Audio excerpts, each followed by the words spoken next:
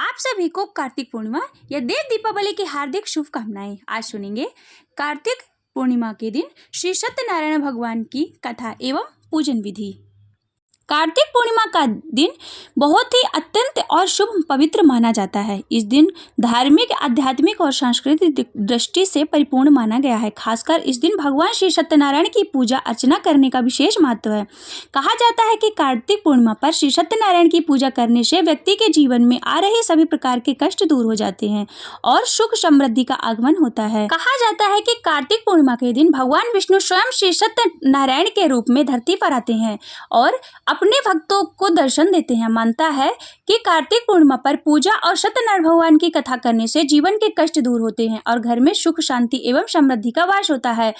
पूर्णिमा का दिन भगवान विष्णु और शिव को विशेष रूप माना जाता है और इस दिन भगवान विष्णु के सत्यनारायण रूप में पृथ्वी पर आने और भक्तों को आशीर्वाद देते हैं। जो भक्त सच्चे मन से और सच्ची श्रद्धा से इनकी पूजा करते हैं उन पर भगवान विष्णु की कृपा प्राप्त होती है और जीवन में सभी प्रकार के संकटों से मुक्त होकर सुख और समृद्धि का अनुभव करते हैं। इसके साथ ही भगवान शिव की आराधना भी विशेष लाभकारी है। श्री सत्यनारायण जी की कथा को अपने परिवार के सभी सदस्यों के साथ मिलकर करना चाहिए और इसका प्रसाद सभी को बांटकर खुद ग्रहण करना चाहिए। कार्तिक पूर्णिमा पर दान और पुण्य का विशेष महत्व माना गया है। विष्णु पुराण के अनुसार इस दिन दान करने से 100 गुना पुण्य प्राप्त होता है। इस दिन गरीबों को, जरूरतमंद को भोजन, वस्त्र और धन आदि दान करने से आपको भगवान विष्णु की कृपा प्राप्त होती है। श्री सत्यनारायण कथा और पूजा से अपने घर, परिवार, मित्रों पर सभी को आमंत्रण करना चाहिए। इस दिन पूजा में जितने लोग भाग लें उसका उतना ही फल दुगुना मिलता है। जैसे वातावरण इतना पवित्र और ऊर्जावान होता है कि इनके प्रभाव से घर के सभी सदस्य मानसिक शांति अनुभव करते हैं और आध्यात्मिक उन्नति की दिशा की ओर आगे बढ़ते हैं। इस दिन सुबह जल्दी उठकर किसी पवित्र नदी में जाकर स्नान करें और यदि संभव नहीं है तो घर पे ही जल में गंगा जल की कुछ बूंद डालकर स्नान करें। अपने घर और मंदिर को साफ करें, भगवान सूर्य को अर्घ्य दें और उनके मंत्रों का जप करें। एक लकड़ी की चौकी पर पीला कपड़ा बिछाएं और भगवान श्री सत्यनारायण की प्रतिमा स्थापित करें। गंगा जल और पंचामृत से अभिषेक करें। चंदन या हल्दी का तिलक लगाएं। पीले फूलों की माला अर्पित करें। देसी घी का दिया जलाएं। भगवान श्री सत्यनारायण की प्रतिमा के सामने देसी घी का दीपक प्रज्वलित करना चाहिए। सत्यनारायण व्रत की कथा पढ़ें अथवा सुनें और अंत में भगवान श्री सत्यनारायण की आरती करें। भोग प्रसाद परिवार के सभी सदस्यों में बांट दें। प्रसाद खाकर अपने व्रत का पारण करें और सात्विक भोजन से व्रत। श्री सत्यनारायण भगवान का व्रत 15 नवंबर को रखा जाएगा। श्री सत्यनारायण भगवान की पूजा का शुभ मुहूर्त है प्रातः काल 6:44 से लेकर सुबह 10:45 तक। अभिजीत मुहूर्त है सुबह 10:49 से लेकर दोपहर 12:33 तक। ब्रह्मा मुहूर्त है प्रातः काल 5:09 से सुबह 5:57 तक। राहु काल का समय है सुबह 10:49 से लेकर 12:11 तक। आइए अब प्रेम पूर्वक श्रवण कीजिए भगवान श्री सत्यनारायण की कथा का। पहला, एक समय की बात है कि नौमी शारण्य तीर्थ में शौनकादिक 88,000 ऋषियों ने श्री सूत जी से पूछा कि हे प्रभु, कलयुग में विद्या रहित मनुष्यों को प्रभु भक्ति किस प्रकार मिल सकती है तथा उनका उद्धार कैसे होगा। हे मुनिश्रेष्ठ, कोई ऐसा तप बताइए जिसको थोड़ी समय में ही पुण्य मिले और मनवांछित फल की प्राप्ति हो जाए। इस प्रकार की कथा सुनने की हम लोग इच्छा रखते हैं। सभी शास्त्रों के ज्ञाता सूत जी बोले कि हे वैष्णवों, मैं पूज्य आप सभी के ने प्राणियों के हित की बात पूछी है, इसलिए मैं एक ऐसे श्रेष्ठ व्रत के बारे में आप लोगों को जरूर बताऊंगा जिसके बारे में नारद जी ने लक्ष्मी नारायण जी से पूछा था और लक्ष्मीपति श्रीहरि ने नारद जी से कहा था कि अब आप भी इसे सुनिए। एक समय की बात है, नारद जी दूसरों के हित की इच्छा के लिए अनेकों लोकों में घूमते हुए मृत्यु लोक में जा पहुंचे। वहां उन्होंने अनेक योनियों में जन्मे सभी मनुष्यों को अपने कर्मों के अनुसार पीड़ा झलकते हुए देखा। उनका दुख देखकर नारद जी सोचने लगे कि ऐसा क्या किया जाए जिससे निश्चित रूप से मानव के दुखों का अंत हो जाए। इसी विचार पर मनन करते हुए वह विष्णु लोक में गए। वहां पर नारायण की स्तुति करने लगे और बोले कि हे भगवान, आप अत्यंत शक्ति से संपन्न हैं। निर्गुण स्वरूप सृष्टि के कारण भक्तों के दुख को दूर करने वाले आपको मेरा प्रणाम है। नारद जी की स्तुति सुनकर विष्णु भगवान बोले कि हे मुनिश्रेष्ठ, आपके मन में क्या बात है, उसे निसंकोच कहो। इस पर नारद जी बोले कि मृत्यु लोक में अनेक योनियों में जन्मे मनुष्य अपने कर्मों द्वारा अनेक दुख से दुखी हो रहे हैं। हे प्रभु, आप तो ये बताइए कि मनुष्य थोड़े ही प्रयास से अपने दुखों से कैसे छुटकारा पा सकते हैं। तब श्री हरि बोले कि हे नारद, मनुष्यों की भलाई के लिए तुमने बहुत ही उत्तम प्रश्न पूछा है। स्वर्ग लोक व मृत्यु लोक दोनों में एक दुर्लभ उत्तम व्रत है जो पुण्य देने वाला है। आप आज प्रेम वश होकर मैं उसे तुमसे कहता हूँ। श्री सत्यनारायण भगवान का व्रत अच्छी तरह विधि पूर्वक करके मनुष्य तुरंत ही यहाँ सुख भोग कर मरने पर मोक्ष पाता है। श्री हरि के वचन को सुनकर नारद जी बोले कि उस व्रत का क्या फल है प्रभु, और उसका विधान क्या है? यह व्रत किसने किया था? इस व्रत को किस दिन करना चाहिए? आप सब कुछ विस्तार से बताएं। नारद जी की बात सुनकर श्री हरि बोले कि दुख व शोक से दूर करने वाला, यह सभी स्थानों पर विजयी दिलाने वाला है। मानव भक्ति को व श्रद्धा के साथ शाम को श्री सत्यनारायण भगवान की पूजा धर्म परायण होकर करना चाहिए। ब्राह्मण और बंधुओं के साथ करने से के साथ साथ ही यथाशक्ति अनुसार भक्ति भाव से भगवान को भोग लगाएं, आरती गाएं और ब्राह्मणों सहित बंधु बांधवों को भी भोजन कराएं। उसके बाद स्वयं भोजन करें। कीर्तन भजन के साथ भगवान की भक्ति में लीन हो जाएं। इस तरह से सत्यनारायण भगवान का व्रत करने पर मनुष्य की सारी इच्छाएं निश्चित रूप से पूरी होती हैं। इस कलिकाल अर्थात कलयुग में मृत्यु लोक में मोक्ष का यही एक सरल उपाय है। इति श्री सत्यनारायण व्रत कथा प्रथमो अध्याय संपूर्ण। भजवन नारायणे नारायणे नारायणे श्रीमन्नारायणे नारायणे नारायण। दूसरा अध्याय। श्री सूत जी बोले कि हे द्विजो, अब मैं पुनः पूर्व काल में जिसने इस सत्यनारायण व्रत को किया था उसे भली भांति विस्तार पूर्वक कहूंगा। रमणीय काशी नामक नगर में कोई अत्यंत निर्धन ब्राह्मण रहता था। भूख और प्यास से व्याकुल होकर वह प्रतिदिन पृथ्वी पर भटकता रहता था।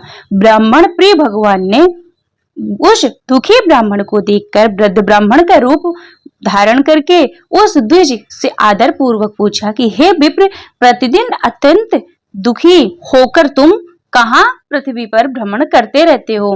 हे द्विज श्रेष्ठ, यह सब बतलाओ, मैं सुनना चाहता हूँ। भिक्षा के लिए ही ब्राह्मण बोला, हे प्रभु, मैं अत्यंत दरिद्र ब्राह्मण और भिक्षा के लिए ही पृथ्वी पर भ्रमण करता हूँ।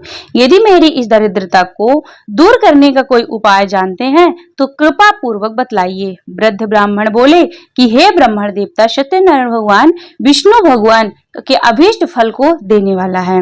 हे विप्र, तुम उसका उत्तम व्रत करो जिसके करने से मनुष्य सभी दुखों से मुक्त हो जाता है। व्रत के विधान को भी ब्राह्मण ने यत्न पूर्वक कहकर वृद्ध ब्राह्मण रूप धारी भगवान विष्णु वहीं पर अंतर्ध्यान हो गए। ब्राह्मण ने कहा कि उस व्रत को अच्छी प्रकार से वैसे ही करूंगा। यह सोचता हुआ उस ब्राह्मण को रात में नींद नहीं आई। अगले दिन प्रातःकाल उठकर सत्यनारायण भगवान का व्रत करूंगा, ऐसा संकल्प करके वह ब्राह्मण भिक्षा के लिए चल पड़ा। उस दिन ब्राह्मण को भिक्षा में बहुत सा धन प्राप्त हुआ। उसी दिन ने बंधु बांधवों के साथ भगवान सत्यनारायण का व्रत किया। इस व्रत के प्रभाव से वह श्रेष्ठ ब्राह्मण सभी दुखों से मुक्त होकर समस्त संपत्तियों से संपन्न हो गया। उस दिन से लेकर प्रत्येक महीने उसने यह व्रत किया। इस प्रकार भगवान सत्यनारायण के व्रत को करके वह श्रेष्ठ ब्राह्मण सभी पापों से मुक्त हो गया और उसने दुर्लभ मोक्ष पद को प्राप्त किया।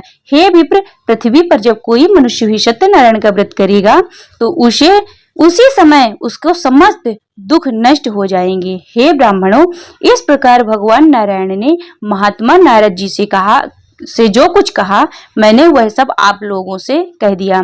आगे अब और क्या कहूँ? हे मुनि, इस पृथ्वी पर ब्राह्मण से सुनी हुई इस व्रत को किसने किया, वह सब हम सुनना चाहते हैं। उस व्रत पर हमारी श्रद्धा हो रही है। श्री सूत जी बोले कि मुनियों, पृथ्वी पर जिसने यह व्रत किया उसे आप लोग सुने। एक बार वह द्विज श्रेष्ठ अपनी धन संपत्ति के अनुसार बंधु बांधवों तथा परिजनों के साथ व्रत करने के लिए उद्यत हुआ। इसी बीच एक लकड़हारा वहां पर आया और लकड़ी बाहर रखकर उस ब्राह्मण के घर गया। प्यास से व्याकुल हो उस ब्राह्मण को व्रत करता हुआ देख प्रणाम करके उसने बोला कि हे प्रभु, आप ये सब क्या कर रहे हैं? इसके करने से किस फल की प्राप्ति होती है, सो विस्तार पूर्वक मुझसे कहिए। विप्र ने कहा कि यह सत्यनारायण भगवान का व्रत है जो सभी मनोरथों को प्रदान करने वाला है। उसी के प्रभाव से मुझे सब महान धन धान्य आदि प्राप्त है। जल पीकर तथा प्रसाद ग्रहण करके वह नगर चला गया। सत्यनारायण देव के लिए मन में ऐसा सोचने लगा कि आज लकड़ी बेचने से जो भी धन प्राप्त होगा उसी से भगवान सत्यनारायण का व्रत करूंगा। इस प्रकार मन से चिंतन करता हुआ उसने लकड़ी को मस्तक पर रखकर एक सुंदर नगर में गया जहां धन संपन्न लोग रहते थे। उस दिन उसके लकड़ी का दुगना मूल्य प्राप्त हुआ। उसके बाद प्रसन्न हृदय होकर वह पके हुए केले, फल, शर्करा, घी, दूध और गेहूं का चूर्ण सवाया मात्रा में लेकर अपने घर आया। तत्पश्चात उसने अपने बंधुओं को बुलाकर विधि विधान से भगवान श्री सत्यनारायण का व्रत किया। उस व्रत के प्रभाव से वह भी धन पुत्र से संपन्न हो गया और इस लोक में अनेक सुखों का उपभोग कर अंत में सत्यपुर अर्थात बैकुंठ लोक चला गया। इति श्री सत्यनारायण व्रत कथा द्वितीय अध्याय समाप्त। श्रीमन्नारायणे नारायणे नारायणे भजमन नारायणे नारायणे नारायणे बोलो नारायणे नारायणे नारायण। तीसरा अध्याय। सूत जी बोले, हे श्रेष्ठ मुनियों, अब आगे की कथा कहता हूँ। पहले समय में उल्लवका मुख नाम का एक बुद्धिमान राजा था। वह सत्यवक्ता और जितेंद्रिय था। प्रतिदिन देवस्थानों पर जाता और निर्धनों को धन देकर उनके कष्टों को दूर करता था। उनकी पत्नी कमल के समान मुख वाली तथा सती साध्वी थी। भद्रशिला नदी के तट पर उन दोनों ने श्री सत्यनारायण भगवान का व्रत किया। उसी समय साधु नाम का एक वैश्य आया। उसके पास व्यापार करने के लिए बहुत सा धन भी था। राजा को व्रत करते हुए देखकर वह विनय से पूछने लगा कि हे राजन, भक्ति भाव से पूर्ण होकर आप ये क्या कर रहे हैं? मैं सुनने की इच्छा रखता हूँ, तो आप कृपा कर मुझे बताएं। राजा बोला कि मैं अपने बंधु बांधवों के साथ पुत्रादि की प्राप्ति के लिए श्री सत्यनारायण भगवान का व्रत व पूजन कर रहा हूँ। राजा के वचन को सुनकर साधु ने आदर से बोला कि मुझे इस व्रत का सारा विधान कहिए, मैं भी इस व्रत को करूंगा। मेरी भी संतान नहीं है और इस व्रत को करने से निश्चित रूप से मुझे संतान की प्राप्ति होगी। राजा ने यह सारा विधान सुनकर व्यापार से निवृत्त हो वह अपने घर को गया। साधु ने अपनी पत्नी से संतान देने वाले इस व्रत का वर्णन कह सुनाया और कहा कि जब मेरी संतान होगी तब मैं इस व्रत को करूंगा। साधु ने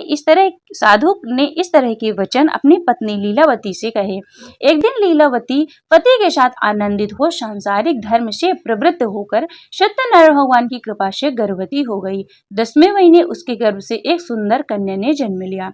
माता पिता ने अपनी कन्या का नाम कलावती रखा। एक दिन कलावती की मां लीलावती ने अपने पति को याद दिलाया कि आपने सत्यनारायण भगवान के जिस व्रत का करने का संकल्प लिया था उसे करने का समय आ गया है, आप इस व्रत को करिए। साधु बोला कि हे प्रिय, इस व्रत को मैं उसके विवाह पर करूंगा। इस प्रकार अपनी पत्नी को आश्वासन देकर वह नगर को चला गया। साधु ने एक बार नगर में अपनी कन्या को सखियों के साथ देखा तो उसे लगा कि उसकी कन्या अब विवाह के योग्य हो गई है और उसने कन्या के योग्य वर ढूंढना शुरू कर दिया। एक दिन साधु की बात को ध्यान में रखते हुए एक नगर में पहुंचा, वहां देखकर वह लड़की के लिए सुयोग्य वणिक पुत्र को ले आया। सुयोग्य लड़की को देखकर साधु ने बंधु बांधवों को बुलाकर अपने पुत्री का विवाह कर दिया। लेकिन दुर्भाग्य की बात यह कि साधु ने अभी भी श्री सत्यनारायण का व्रत नहीं किया। इस पर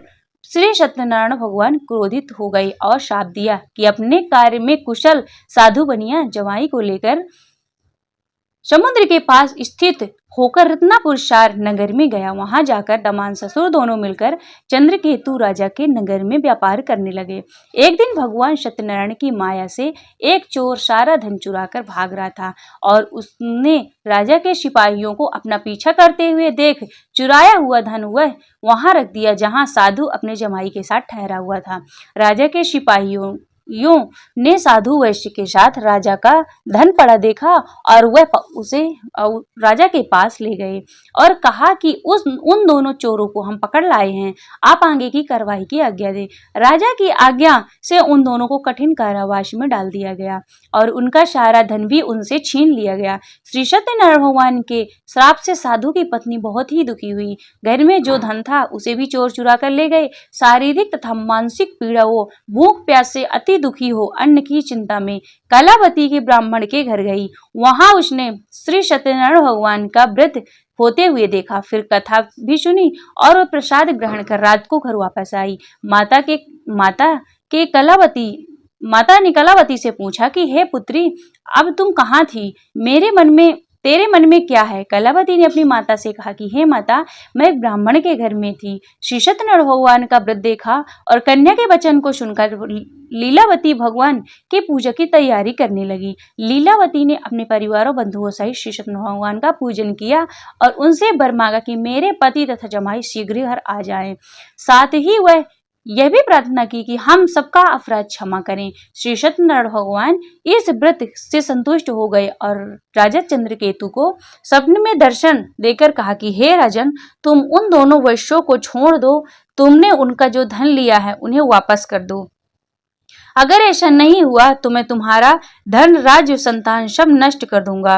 राजा को यह सब कहकर वह अंतर ध्यान हो गए। प्रातः काल सभा में राजा ने अपना सपना सुनाया, फिर बोले कि उन दोनों को कैद से मुक्त कर सभा में लाओ। दोनों ने आते ही राजा को प्रणाम किया। राजा बोला, महानुभावों, भाग्यवश ऐसा कठिन दुख तुम्हें प्राप्त हुआ जिन्हें अब तुम्हें कोई भय नहीं है। ऐसा कहकर राजा ने उन दोनों को नए वस्त्र आभूषण पहनाए और जितना धन उनका लिया था उससे दुगुना धन वापस कर दिया और दोनों वैश्य अपने घर के लिए चल दिए। इति श्री सत्यनारायण व्रत कथा तृतीय अध्याय संपूर्ण। श्रीमन्नारायणे नारायणे नारायणे भजमन नारायणे नारायणे नारायण, बोलो नारायणे नारायणे नारायण। श्री सत्यनारायण भगवान की जय। चौथा अध्याय। श्री सूत जी बोले कि साधु बनिया मंगलाचरण कर और ब्राह्मणों को धन देकर अपने नगर के लिए चल पड़ा। साधु के कुछ दूर जाने पर सत्यनारायण भगवान की उसकी सत्यता की परीक्षा के विषय में जिज्ञासा हुई। साधु, तुम्हारी नाव में क्या भरा है? तब धन से मद में चूर दोनों महाजनों ने अवहेलना से हंसते हुए कहा कि दंडी, ऐसा क्यों पूछ रहे हैं? क्या कुछ द्रव्य लेने की इच्छा है? हमारी नाव में तो लता और पत्ते भरे हैं। ऐसी निष्ठुर वाणी सुनकर तुम्हारी बात सच हो जाए, ऐसा कहकर दंडी सन्यासी को रूप धारण किए हुए भगवान श्री सत्यनारायण कुछ ही दूर जाकर समुद्र के समीप बैठ गए। दंडी के चले जाने पर नित्य क्रिया के पश्चात उतराई हुई अर्थात जल से ऊपर उठी हुई नौका को देखकर साधु अत्यंत आश्चर्य में पड़ गया और नाव में लता और पत्ते आदि देखकर मूर्छित हो पृथ्वी पर गिर पड़ा। सचेत होकर वडिक पुत्र चिंतित हो गया। तब उसके दामाद ने इस प्रकार कहा कि आप शोक मत करें, दंडी ने शाप दिया है, इस स्थिति में वही चाहे तो सब कुछ कर सकते हैं, इसमें संशय नहीं है, अतः उन्हीं की शरण में हम चलें। कहकर बारंबार प्रणाम करके वह महान शोक से आकुल हो गया। दंडी ने उसे रोता हुआ देखकर कहा कि अरे मूर्ख, रो मत, मेरी बात सुनो। मेरी पूजा से उदासीन होने के कारण तथा मेरी आज्ञा से ही तुमने बारंबार दुख को प्राप्त किया है। भगवान की ऐसी वाणी सुनकर वह उसकी स्तुति करने लगा। साधु ने कहा कि हे प्रभु, यह आश्चर्य की बात है कि आपकी माया से मोहित होने के कारण ब्रह्मा आदि देवता भी आपके गुणों और रूपों को यथावत रूप नहीं जान पाते हैं। फिर मैं मूर्ख आपकी माया से मोहित होने के कारण कैसे जान सकता हूँ? आप प्रसन्न हो, मैं अपनी धन संपत्ति के अनुसार आपकी पूजा करूंगा। मैं आपकी शरण में हूँ। मेरा जो नौका में स्थित पूरा धन है उसको तथा मेरी रक्षा करें। उस बनिया की भक्ति युक्त वाणी को सुनकर भगवान जनार्दन संतुष्ट हो गए। भगवान हरि उसे अभीष्ट वर प्रदान करके वहीं अंतर ध्यान हो गए।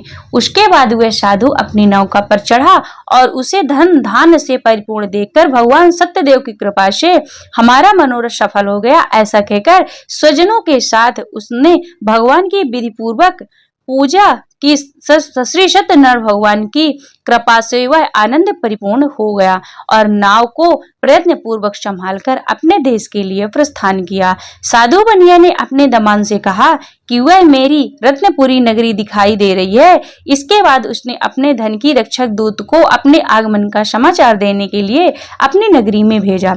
उसके बाद उस दूत ने नगर में जाकर साधु की भार्या को देखकर हाथ जोड़कर प्रणाम किया तथा उसके लिए अभीष्ट बातें कही। सेठ जी अपने दामान तथा बंधु वर्गों के साथ बहुत सारे धन धान्य से संपन्न होकर नगर के निकट पधार गए हैं। दूत की यह मुख से यह सब बात सुनकर वह महान आनंदित हो विह्वल हो गई और उस साध्वी ने श्री सत्यनारायण भगवान की पूजा करके अपनी पुत्री से कहा कि मैं साधु के दर्शन के लिए जा रही हूँ, तुम शीघ्र आओ। माता के ऐसा वचन सुनकर व्रत को समाप्त करके प्रसाद का परित्याग कर कलावती ने भी पति के दर्शन करने के लिए चल पड़ी, जिससे भगवान श्री सत्यनारायण रुष्ट हो गए। उन्होंने कहा कि पति को तथा नौका को धन के साथ हरण करके जल में डुबो दिया जाए। इसके बाद कलावती कन्या अपने पति को न देखकर महान शोक से रुदन करती हुई पृथ्वी पर गिर पड़ी। नाव का अदर्शन तथा कन्या को अत्यंत दुखी देखकर भयभीत मन से साधु बनिया ने सोचा कि ये क्या आश्चर्य हो गया। नाव को संचालन करने वाले भी सभी चिंतित हो गए। तदंतर वह लीलावती की कन्या को देखकर विह्वल हो गई और अत्यंत दुखी से विलाप करती हुई अपने पति से इस प्रकार बोली कि अभी अभी नौका के साथ वह कैसे अलक्षित हो गया, न जाने किस देवता की उपेक्षा से यह नौका हरण कर ली गई, अथवा श्री सत्यनारायण भगवान का महात्म कौन जान सकता है। ऐसा कहकर वह स्वजनों के साथ विलाप करने लगी और कलावती कन्या को गोद में लेकर रोने लगी। कलावती कन्या ने भी अपने पति के नष्ट हो जाने पर दुखी हो गई और पति की पादुका लेकर उसका आगमन करने के लिए उसने मन में निश्चय किया कि कन्या के इस प्रकार के आचरण को देखकर भार्या सहित वह धर्मज्ञ साधु बनिया अत्यंत शोक संतप्त हो गया और सोचने लगा कि यह तो भगवान श्री सत्यनारायण ने यह अपहरण किया है, अथवा हम सभी भगवान सत्यदेव की माया से मोहित हो गए हैं। अपनी धन शक्ति के अनुसार मैं सत्यनारायण भगवान की पूजा करूंगा। सभी को बुलाकर इस प्रकार कहकर उसने अपने मन की इच्छा प्रकट की और बारंबार भगवान सत्यदेव को दंडवत प्रणाम किया। इससे दिनों के परिपालक भगवान श्री सत्यदेव प्रसन्न हो गए। भक्त वत्सल भगवान ने कृपा पूर्वक कहा कि तुम्हारी कन्या प्रसाद छोड़कर अपने पति को देखने चली आई। निश्चित ही इसी कारण इसका पति अदृश्य हो गया है। यदि घर जाकर प्रसाद ग्रहण करके यह पुनः आए तो साधु बनिया तुम्हारी पुत्री पति को प्राप्त करेगी, इसमें संशय नहीं है। कन्या कलावती भी आकाश मंडल से ऐसी वाणी को सुनकर शीघ्र ही घर गई। उसने प्रसाद ग्रहण किया, पुनः आकर स्वजनों तथा अपने पति को देखा। तब कलावती कन्या ने अपने पिता से कहा कि अब तो घर चलें, अब किस चीज की विलंब है। कन्या की बात सुनकर बड़ी पुत्र संतुष्ट हो गया और विधि विधान से भगवान श्री सत्यनारायण भगवान का पूजन करके धन तथा बंधुओं के साथ अपने घर गया। तदंतर पूर्णिमा तथा संक्रांति पर्व पर भगवान श्री सत्यनारायण का पूजन करते हुए इस लोक में सुख को भोग कर अंत में वह बैकुंठ लोक में चला गया। इति श्री सत्यनारायण व्रत कथा चतुर्थो अध्याय संपूर्ण। श्रीमन्नारायण नारायण नारायण भजमन नारायण नारायण नारायण बोलो नारायण नारायण नारायण बोलो श्री सत्यनारायण भगवान की जय। 5वां अध्याय। श्री सूत जी बोले कि हे श्रेष्ठ मुनियों, अब इसके बाद मैं दूसरी कथा कहूंगा, आप लोग सुने।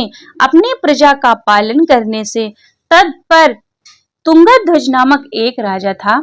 उसने सत्यदेव का प्रसाद का परित्याग करके दुख प्राप्त किया। इसके बाद वह वन में जाकर वहां बहुत से पशुओं को मारकर वट वृक्ष के नीचे आया। वहां उसने देखा कि गोप गण बंधु बांधवों के साथ संतुष्ट होकर भक्ति पूर्वक भगवान सत्यदेव की पूजा कर रहे हैं। राजा को यह देखकर अहंकारवश न तो वहां गया और न ही उसे भगवान श्री सत्यनारायण को प्रणाम किया। पूजन के बाद सभी गोपगण भगवान का प्रसाद राजा के समीप रखकर वहां से लौट आए और इच्छानुसार उन सभी ने भगवान का प्रसाद ग्रहण किया। इधर राजा को प्रसाद का परित्याग करने से बहुत दुख हुआ। उसका संपूर्ण धन नष्ट एवं सभी 100 पुत्र नष्ट हो गए। राजा के मन में निश्चय किया कि अवश्य ही भगवान श्री सत्यनारायण ने हमारा नाश किया है, इसलिए मुझे वहां जाना चाहिए जहां श्री सत्यनारायण भगवान की पूजा हो रहा है।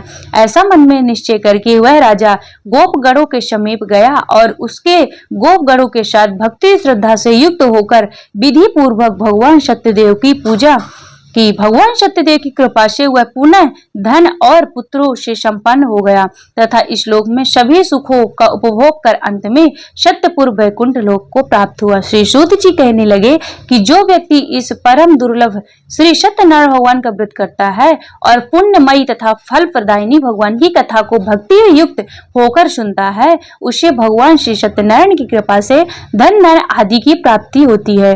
दरिद्र धनवान हो जाता है, बंधन में पड़ा हुआ बंधन से मुक्त हो जाता है, डरा हुआ व्यक्ति भय मुक्त हो जाता है। यह सत्य बात है कि इसमें संशय नहीं है।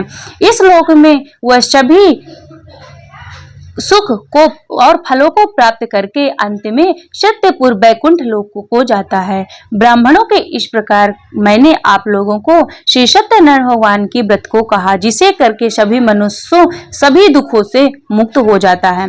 कलयुग में तो भगवान सत्यदेव की पूजा का विशेष फल प्रदान करने वाला है। भगवान विष्णु को ही कुछ लोग काल, कुछ लोग सत्य और कोई ईश और कोई सत्यदेव तथा दूसरे लोग सत्यनारायण के नाम से कहेंगे। अनेक रूप धारण करने वाले श्री सत्यनारायण भगवान सभी की मनोरथ को सिद्ध करते हैं। कलयुग में सनातन भगवान विष्णु की सत्यव्रत रूप धारण करने से सभी मनोरथ पूर्ण करने वाले होंगे। हे श्रेष्ठ मुनियों, जो व्यक्ति नित्य श्री सत्यनारायण भगवान की इस व्रत की कथा को पढ़ता अथवा सुनता है, भगवान श्री सत्यनारायण उनकी कृपा से उनके सभी पाप को नष्ट हो जाते हैं। हे मुनीश्वर, पूर्व काल में जिन लोगों ने भगवान श्री सत्यनारायण का व्रत किया, उनके अगले जन्म का वृत्तांत कहता हूँ, आप सुने। महान प्रजा संपन्न सतानंद नामक के ब्राह्मण सत्यनारायण का व्रत करने के प्रभाव से दूसरे जन्म में सुदामा नामक ब्राह्मण हुए और इस जन्म में भगवान श्री कृष्ण का ध्यान करके उन्हें मोक्ष की प्राप्ति किया। लकड़हारा भिल्ल गुहों का राजा हुआ और अगले जन्म में उसने भगवान श्री राम की सेवा करके मोक्ष को प्राप्त किया।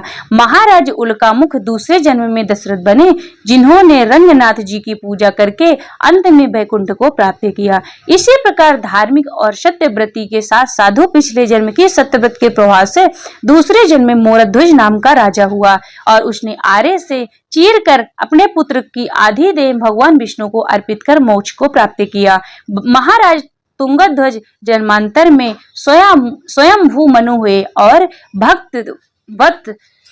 भागवत संबंधी संपूर्ण कार्यों का अनुष्ठान करके वैकुंठ को प्राप्त हुए। जो गोपगण थे वे सब जन्मांतर में व्रज मंडल में निवास करने वाले गोप हुए और सभी राक्षसों का संहार करके उन्होंने भगवान का संसत धाम गोलोक प्राप्त किया। इस प्रकार श्री स्कंद पुराण के अंतर्गत रेवाखंड में श्री सत्यनारायण भगवान की कथा का 5वां अध्याय संपूर्ण। बोलो श्री सत्यनारायण भगवान की जय। श्रीमन्नारायण नारायण नारायण भजवन नारायण नारायण नारायण। बोलो नारायण नारायण नारायण। बोले श्री सत्यनारायण भगवान की जय। श्री सत्यनारायण भगवान की आरती।